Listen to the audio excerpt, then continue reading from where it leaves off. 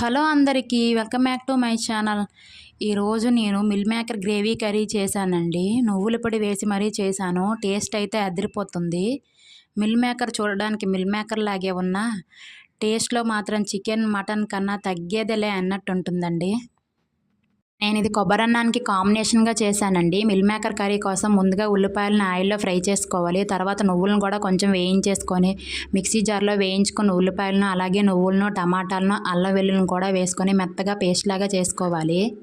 Mill మేకర్ను వేడి నీటిలో 5 నిమిషాల పాటు నానబెట్టేసుకొని వాటర్ పిండేసుకొని పక్కన పెట్టేసుకోవాలండి. తర్వాత స్టవ్ పైన ప్యాన్ పెట్టేసుకొని ప్యాన్ కింద ఫైర్ పెట్టేసుకొని అందులోనే పోపులను పచ్చిమిర్చి కరివేపాకును కూడా వేసేసుకొని బాగా వేయించుకొని తర్వాత పేస్ట్ను కూడా వేసుకొని పచ్చివాసన పోయేంత వరకు వేయించేసుకోవాలి.